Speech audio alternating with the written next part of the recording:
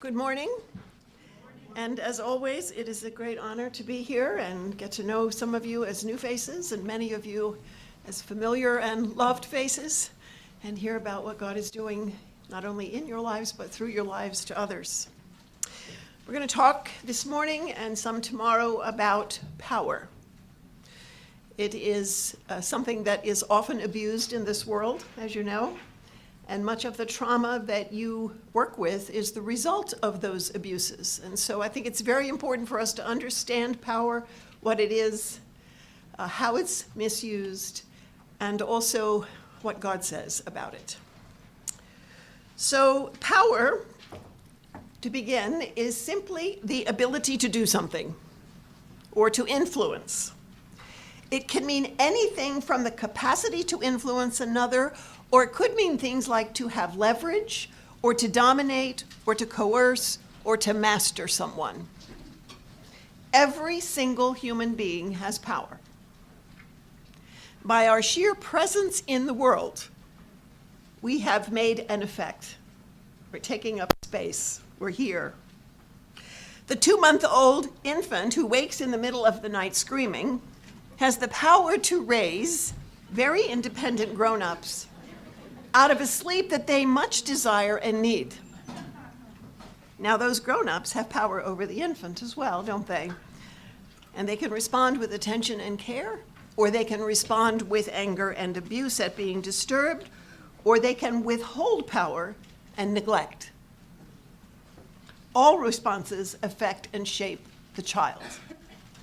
Power is inherent in every human being, and it can be used for good or evil, and it can be withheld also for good or evil. In Genesis, we read about how God invested humans with power from the beginning.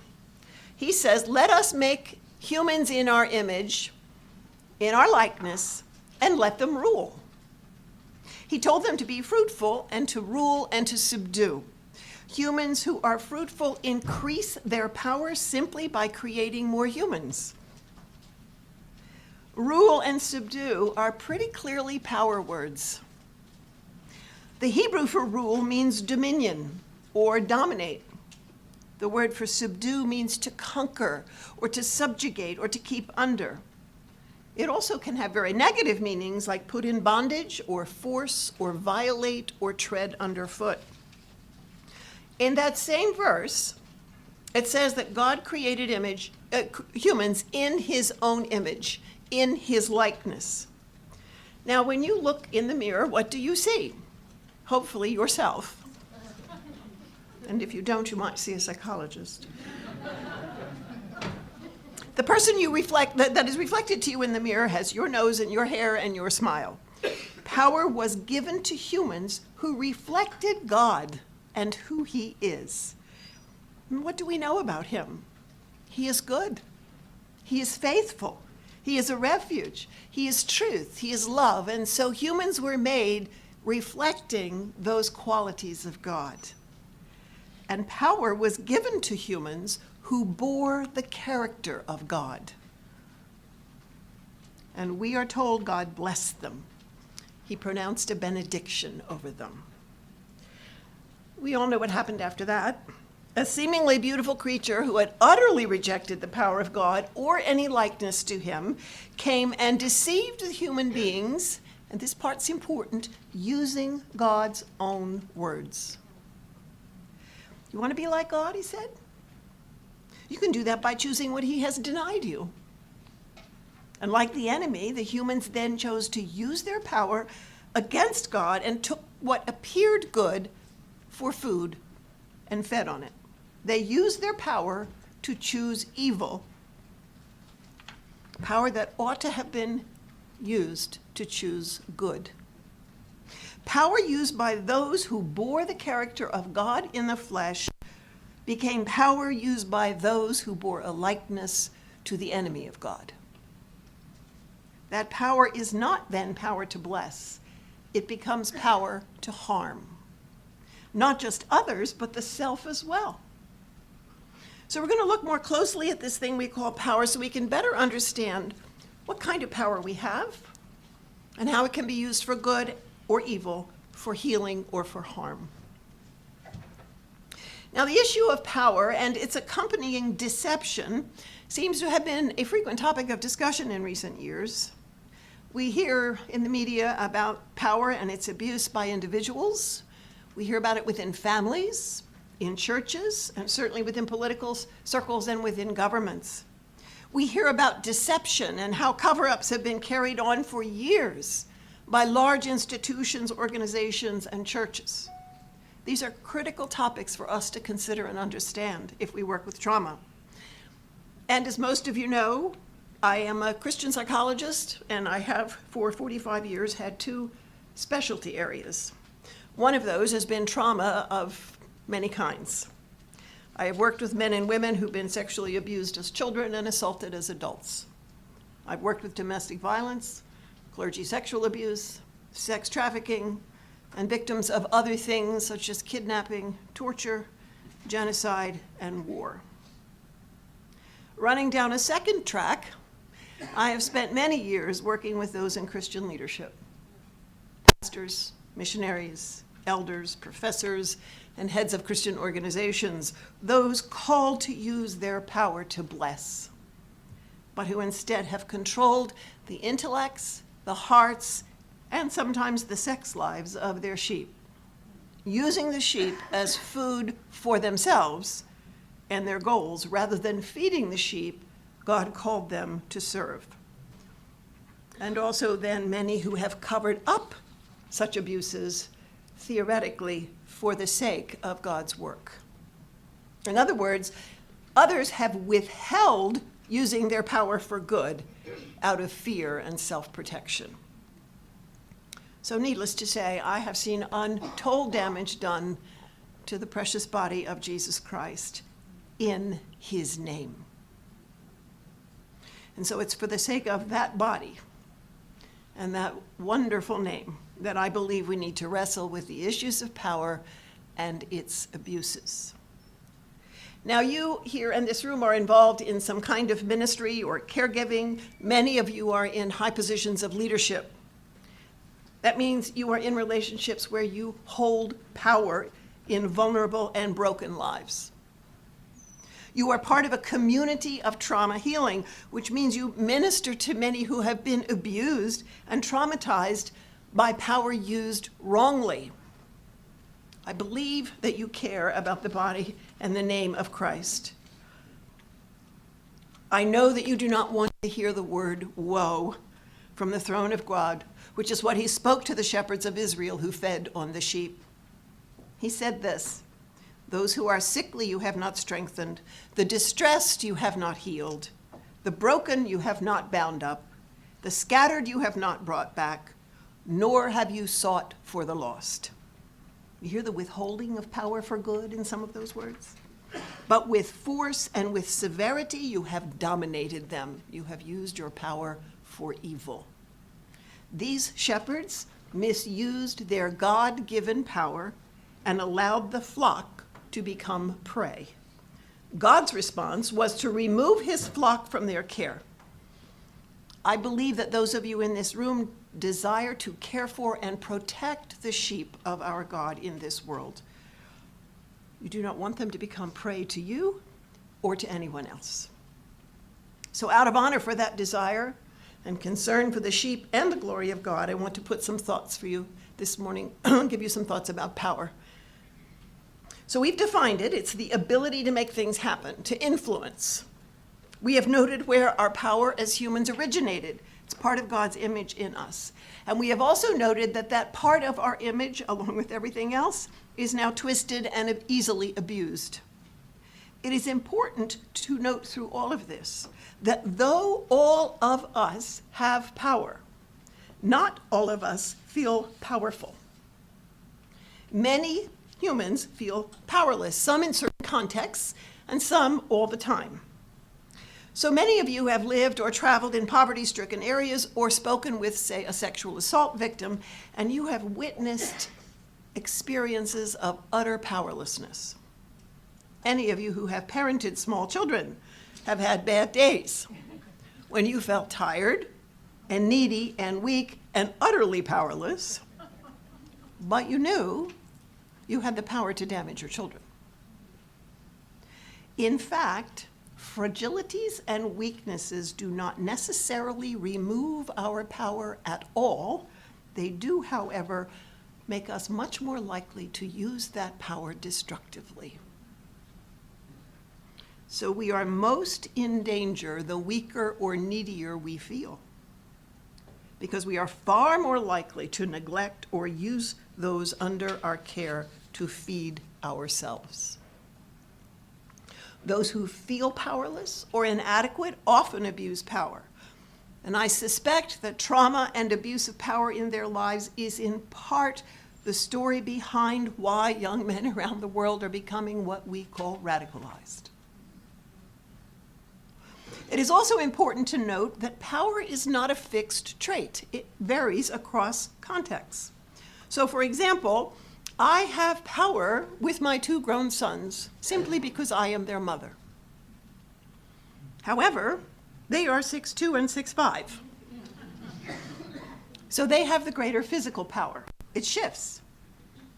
A dynamic and brilliant CEO of a huge corporation may wield tremendous power over many people, but you put him in front of his critical mother, with whom he has many unresolved issues, and you will watch his power seemingly vanish, which actually may in turn feed his need to abuse his power in the home. His sense of powerlessness in one arena may be the very thing driving his reach for great power in another. Now, we can't talk about power without also discussing the flip side, which is vulnerability. When someone is vulnerable, it simply means they are susceptible to being wounded, to attack, or to injury. The word comes from a Latin word which means to wound. So, a woman in a room full of men is physically vulnerable. A client in a counselor's office is vulnerable. A patient in a doctor's office. A child with a parent. Citizens of a country are vulnerable to tyrannical governments. Whenever power is used in a way that wounds the vulnerable or exploits trust, we call that abuse. The word abuse basically means to use wrongly, to misuse. When a person with power uses another for his own ends, discards or destroys another, abuse has occurred. The shepherd has used the sheep for food. There are also different kinds of power. So I'm going to just give you a few. It's not an exhaustive list. The first is the obvious one, and that's physical power. The bigger and the stronger have power over the smaller and the weaker. Usually, again, a male with a female, a parent with a child, a teen with a small child. But physical power can also be not just size, it can also be this sense of presence that someone has. And I'm sure you've all known somebody whose personality and charisma fill up the room and dominate it. It gives a sense of largeness even if their physical size is not that great. Another kind of power is verbal. People who have a command of words, people who are articulate, can dominate a conversation, a room, a relationship, a group, or an entire nation. We often use words to sway others, to move them toward what we want. Words may be used to influence, to shape, to encourage, but words can also be used to humiliate, to deceive, to maneuver, and control others. You think of the power of the words of Martin Luther King and the tremendous influence he had. And then you think of the power of the words of Adolf Hitler and the tremendous influence he had on people for evil. You think of times when you have used words to titillate or to condemn or to shock because it met some need in yourself. It served your end in some way. Or you also think about times when you perhaps have withheld words to self-protect because you didn't want to be destroyed or disturbed or to cover something up. So you used your power to withhold your power. Think of other times when you've used words to lift up, to affirm, to give hope. Verbal power is a tremendous power. The third kind is emotional power. Spouses have this kind of power over each other. Parents and children wield that kind of power. I have emotional power over my clients. People can wield power also by their moodiness or sensitivity. In essence, they hold everybody around them in bondage to whatever they're feeling at the moment. That's why we talk about walking on eggshells around somebody.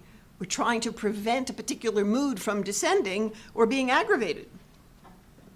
Spouses that punish by withdrawal, refusing to talk for days on end or weeks, are using emotional power to damage another. Preachers can use emotional power to sway or convince church members for good or ill. Rulers use emotional power.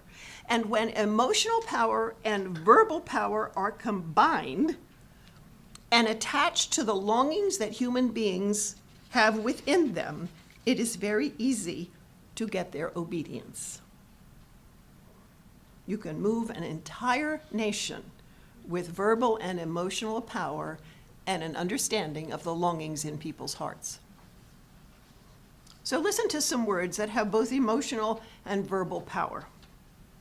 Today, Christianity stands at the head of this country. I pledge that I will never tie myself to those who want to destroy Christianity. We want to fill our culture again with the Christian spirit. We want to burn out all the recent immoral development in literature and the arts and the press. We want to burn out the poison of immorality which has entered into our life and our culture. Now you take those words at face value. I suspect they resonate with a lot of you. And here's what one listener said when he heard them. This puts into words everything I have been longing for years. It is the first time somebody gave form to what I want. And I suspect many today would say the same. The words are Adolf Hitler's. The listener was someone in the audience who made the comment to Goebbels. Goebbels was Hitler's minister of propaganda and clearly a very, very good one indeed. The words were spoken to German citizens beaten down by World War I, humiliated, longing for dignity, wanting food on the shelves and security. And emotional power and verbal power touched those longings. And humans heard what they longed for, and they immediately trust that the words are backed by a character of integrity. The German people and the German church followed those words, stated with great emotional power, directly into great evil and off a cliff that still affects generations with trauma. Human power is a formidable thing. Knowledge, intellect, skill can also bring power. If I'm smarter, or if I know more, or if I have a certain skill, then I have more power in those arenas. There are those who have theological power over others. It is assumed that they know more about God and that they have the right to tell us what is true about God. So the power of a pastor in a theological realm is intensified by the fact that many see him as speaking for God, and indeed, in some cases, he may tell them he's doing exactly that. Some of us have what you might call psychological power, just a knowledge of others, the way people work and think and react that others don't have.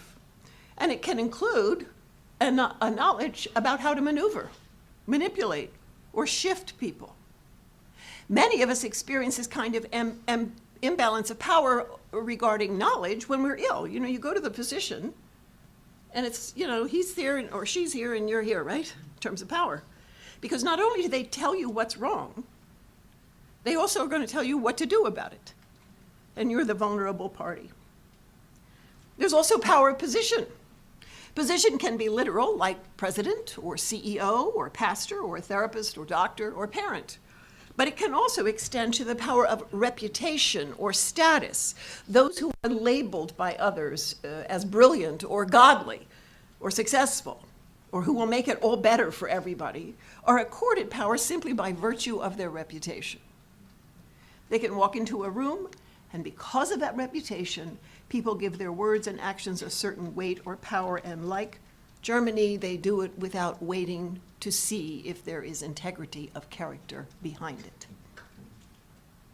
It is critical to note that very often multiple kinds of power are combined in one person. You think about it. Position combined with a large and or dynamic physical presence, verbal skill, knowledge, the capacity to sway people emotionally, you put all that together in one person, you have a phenomenal combination. So for example, let's take a dynamic physical presence, an articulate voice, emotional sway, and theological knowledge. And roll it all together in the position of pastor, and stick that person in a room with a female, who's usually less powerful physically, a parishioner who has less power in position, whose struggle or pain has rendered her somewhat inarticulate, and who is theologically uncertain and struggling, and you have a setup for the abuse of power. Words, knowledge, skill, position, and emotion can all be used in concert to move or convince another human being who is vulnerable. Or take a teacher or dorm parent in a boarding school, or an adult with knowledge who's in a powerful position. Put them in a room or a home with a child who's away from its parents. It's not hard to see how verbal, physical, and sexual abuse can occur in those places. Or you take the leader of a country who promises everybody freedom and food and jobs and dignity and all those things, and vulnerability, isolation, neediness, ignorance, emotional pain, and a lack of power make any individual in that country susceptible to being abused. Now, there's another kind of power I think that it's very critical for this audience to understand, and that's the power of culture. Culture can be used, obviously, to refer to a country or a geographical region, an institution, or a family. And you and I live and imbibe culture on multiple levels all the time. And we often accept their trappings without assessment. I mean, it just is what is, right? One of the difficulties and one of the wonders I find of traveling around the world is that the lens through which you see yourself and your cultures is often changed, uncomfortably so sometimes. So you walk into a culture and you see grace and hospitality poured out like water from people who have very little of this world's goods. Or you see and hear music and dance and art richly shared, and it gives you new eyes to see God's beauty expressed in very diverse ways. You've also had your heart broken, as I did, when someone said to me, Diane, incest is simply part of our culture. Or a pastor who loves the same God you do, who heatedly tells you that it is right that a 14-year-old girl who's been raped must marry her rapist so the family does not have shame to carry. The changed lens has led me to look much more carefully at the power of my culture in my life, both secular and religious. And I fear as human beings, we are easily seduced by the culture in which we have marinated. We breathe it in so easily, it becomes part of us without thinking. And as we imbibe our cultures and we breathe them in from birth until death, we are shaped by them. And because the culture is simply what we know or are familiar with, we can easily be blinded to it, oblivious to the toxins we ingest, but also the toxins that grow within us and around us and which we transmit to others. The power of culture is great and frequently unexamined. You think about it. Suppose you're a young black male in the United States living in an inner city in the midst of great poverty. You have no idea who your father is. You have never known an adult male who was nurturing or who held down a regular job. You literally do not have a file in your mind for a man being those things. So how can you aspire to them? How can you have any idea what the road might really look like to achieve such things? The power of generational poverty and traumas and violence and abuse, as you know, control many, many people in this world. It's the only culture they know. I mean, how do you know sexual abuse is an aberration? How do you know it's an evil if indeed it's simply part of the culture? How do you grasp that domestic violence is an abuse of power when you have never known a female human being who was not beaten? And all the men and religious leaders in your life sanctify it with words from the scriptures. The power of culture is profound and increases exponentially when it is baptized with church or theological leaders. The teachings and rulings of a given culture can be a form of systemic abuse. Those of you who were here a couple years ago, I spoke on systemic abuse, and you may recall that the meaning of the word system in the Latin is together stand. So the culture, its traditions, its primary voices stand together and legitimize domestic violence or rape or incest. And often the church stands together with the culture, echoing that belief and supporting it with verses from the scriptures. That's tremendous power. Very difficult and very slow to change, as many of you have found. When speaking in Brazil many years ago, a pastor came up to me afterwards and he said this: Diane, I moved my family to a small fishing village on the coast to start a church. All the men in my village are alcoholic, no exceptions. All the men in my village beat their wives, no exceptions. All the men in my village have sex with their daughters, no exceptions. Can you tell me, Diane, how to help my people? It was the culture they breathed from birth to death over generations, no exceptions. And in probing, I discovered he meant the judges, the lawyers, the police, the pastors, no exceptions. It was what men do. They didn't know what different looked like. In speaking with people from Romania, whose families endured both Stalin and Ceausescu, they say that their parents often still long for that era of oppression. Why? Because they have never learned how to think independently because it wasn't permitted, and they feel utterly overwhelmed by choices. And so they want life to be simple again, and somebody just to tell them what to do. Their freedoms were burdensome to them. The power of culture is insidious. It simply is what is. It is the air you breathe, and it is hard to imagine otherwise. You cannot assess its presence or power, its goodness or evil, nor can you aspire to something else in any concrete fashion without somebody illuminating what just is, and also illuminating another way. The damages of the abuses and the corruptions and the evils is great, and it comes down, as you know, generation after generation after generation. And there's no way to even name them, let alone fight them. If you live in it, you know, the scriptures talk about us living and moving and having our being in God, but in it we live and move and have our being in culture. It is the air we breathe, and there is little filter for the embedded toxins. And then finally, another kind of power I just want to touch on is the power of withholding. We've mentioned this. Again, we see this often in marriages, withholding words, affection, sex, money, whatever. And the withholding is for the purpose of controlling or coercing the other into doing what we want.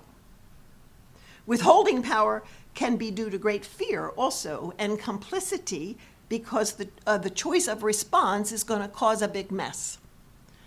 So sometimes we withhold to coerce, other times we withhold out of fear because to speak truth will disturb. But when we stand together with abusive systems and keep silent about those abuses out of fear, we have become complicit with the abusive system. And the meaning of complicity is to be folded up with. So we have let ourselves be folded up with the abuse that's going on. So we withhold our power to speak, to name, or to validate victims, which essentially means our power is being used to support the abusive system rather than exercised on behalf of the victims. So if you heard the talk on systemic abuse, what we also learned is a dissident is someone who sits apart from those who stand together. God calls us to use our God-given power to speak truth, not be silent, to care for the afflicted and needy. And when we do that, we take risks. But when we do that, we are following our Lord by using our power as benediction. It is essentially the voice of the prophet who sits apart and speaks the truth of God into the circumstances while living out the character of God. That is what it means to use power to bless. All right, I want to do one more thing, and then I'm going to turn it over to Phil for a while. I want to talk about the components of the abuse of power. So you understand how people get there, because when we see something really, really awful out here, we just think, how did they get like that? So the abuse of power involves three different components: the deception of self, the deception of others, and the coercion of others. An abuser deceives and confuses victims, but the one abusing power is clearly deceived and confused themselves. The abuse of power requires that we deaden our ability to discern good and evil. Truth and lies become confused and eventually even reversed. It is very dangerous ground for a Christian. Self-deception works in concert with temptation so that we can convince ourselves of the rightness of something or the goodness of actions that are in fact wrong, and somewhere in here we know they are. But we use deception like a narcotic in order to justify our reactions. One of the things we do is say, I'm doing this because of something happening out here. The classic case, of course, is domestic violence. I hit her because she, right? Self-deception is like a narcotic injected in order to numb us to the damage and danger of our choices. And if we engage in such self-delusion long enough, we will, over time, lose our taste for good and our power to hate evil. We eventually silence the voice of God in our response of fear to that voice. The problem, of course, is that sin will hurt us. It will lead to death for ourselves and others. But once we begin to deaden ourselves to it and remove our taste for good and remove our power to hate evil, we end up habituating a way of living that results in soul death. Deception becomes a way of life. Evil can be easily practiced by an increasingly dead soul that then becomes presumptuous, planning, and actively participating in evil. Once we have deceived ourselves, it's really not very hard to deceive others. We then take our power, our status, knowledge, whatever we have, to cover who we are and to present ourselves as being for others rather than as a user of others. A brilliant preacher cannot possibly be an abuser. A charismatic businessman who's generous with his money cannot possibly be hurting his children. An outstanding coach cannot possibly abuse boys. An articulate political leader who promises food and jobs and whatever else we're longing for cannot possibly turn out to be a tyrant. We allow ourselves to be deceived by the deceiver because we want what they seem to be giving or seem to promise. We are vulnerable. We are hungry. We are enthralled, and we have been given hope. And so we are led by one we assume who is good, who is in fact a prowling wolf who will either oppress us or devour us. The third component is coercion, which is about restraining or silencing someone or keeping them from acting by using force. The word coerce means to surround, so there's no out. The force used can be physical, obviously. It can be verbal. It can be emotional. We can coerce people by surrounding them with words. That's what that quote from Adolf Hitler did. Or the threat of dire consequences. A father to a child he's abusing he can force the child into silence because if you tell, I'll have to go to jail. Coercion is some form of force used to make another do something, used to take something from them that is not yours. Physical force is obviously the most common force of coercion, whether you're using a fist or a weapon or brute power or an entire military. But oppression is a more subtle form of coercion. To oppress is to put impossible burdens on people, severely weigh them down. It can be carried out through unreasonable laws. It can be carried out by withholding what should be rightfully given. You can coerce through emotional avenues. Anger is often used, rage is the power tool used to frighten others into obedience. Fear can be used by frightening victims into obedience. So, for example, in the Rwandan genocide, if you don't kill your neighbor, we will kill you. Or by showing fear about the ruin that will occur if the truth is told. You know, if you tell about what I just did, my whole ministry is going to be destroyed. Please withhold your power to speak. That's what that message is. You can coerce through psychological means, such as a threat of exposure or isolation or alienation. A child is easily coerced or oppressed into silence regarding abuse, told that if he exposes the truth, his mother will no longer love him, or somebody will go to jail, or he'll have to be taken away from the home, which in fact might be true. A woman can be coerced into silence by her pastor, who simply says, "No one will believe you. They'll believe me," which is in fact probably true. And certainly entire nations can be forced and oppressed by leaders with military backing and unreasonable laws. Mao Zedong, Stalin, Hitler, Kim Jong-un, there's a long list. Coercion can also involve good things or good intentions. So the one in power holds the follower close by gifts, by affirmations, by money, by the promise of a job. And though it may never be spoken, the threat of the withdrawal of those things is inherent in the giving of them. I'll give you a job in my company. Just don't look too closely at the books. Well, you know if you do, you're going to lose the job. It's often done, of course, by pedophiles and traffickers who groom people with gifts. Certainly done by political leaders. We coerce by binding someone in our web of deception. Coercion with good intentions can also be easily done by caregivers and counselors. We use our power in the relationship with a vulnerable party to push them towards something we are sure is good for them. And in fact, we may be right. This happens often when I find with counselors who work with domestic violence victims. You know, if a child's being abused, you can pick up the phone and you're mandated to do it. But if you have a 35-year-old woman in front of you covered with bruises from head to foot and she doesn't want to go anywhere or do anything, but she's going to leave your office and go back home, you want to coerce her into not doing that. Because it would be better for her not to go home and get beaten again. But it's coercion.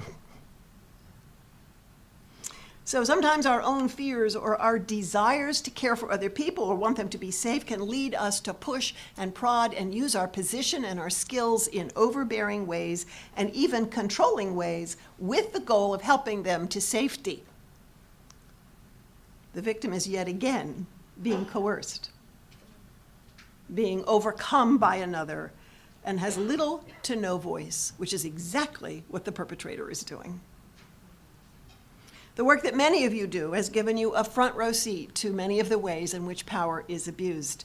You have witnessed the crushing of human beings created in the image of God. They've been crushed by political systems, by religious systems, by culture, by traditions, by families, individual predators, and a very wrong use of the word of our God. Phil's going to come and walk us through some exercises with this, and then I'll come back and tell you what you're supposed to do with power.